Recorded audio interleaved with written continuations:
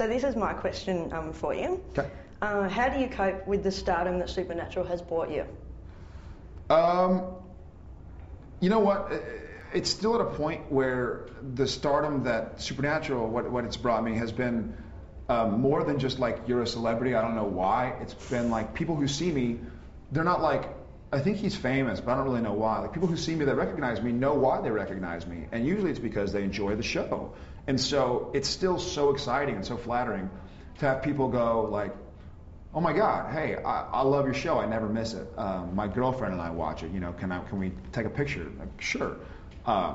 Whereas, like I'm sure in Australia too, but in the States they have like gossip magazines and what do they call them? Like I guess they call them gossip magazines. But what do we call them out here? Yeah, just oh God, tabloids. Yeah, tabloids. And there'll be pictures of people, and like there were people that I even knew, and I don't read them, but just from walking through airports so much, like that I recognize that name. I don't know why, but you know, like that person's a celebrity. What are they? I don't know. I don't know what they've done. And people still, and that's not that way with me. Like people don't see me and they're like, I think you're a celebrity. You want to like talk? You know, they're like, hey man, I like the show or I hate the show. Whatever it is, people have something to say about my body of work. So that's what's exciting to me because I didn't get into the industry, into the business to become famous by any means. I really enjoy acting and I love telling stories. And so people either love it or hate it, and that's why they come up to me. So it's been really fun. Okay, last question from Hayley, who's just there waving at you. Hi.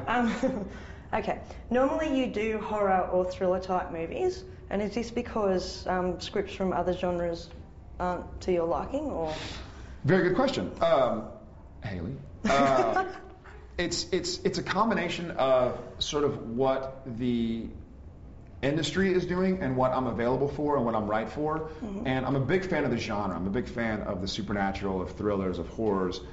There's just something of fantasy, you know, like Lord of the Rings and stuff like that. There's just something about being able to escape into another world that you can't necessarily do with like a comedy. Like when you watch Dumb and Dumber, you're not just like, ha ha ha, in a different world. Like you would be if you watched a horror or a supernatural thriller or Supernatural, the television show.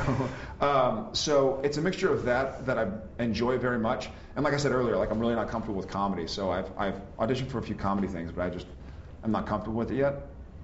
And I just haven't had a chance to do a lot of dramas. And so partially like this year, we shot, because of the strike, we shot until April 30th.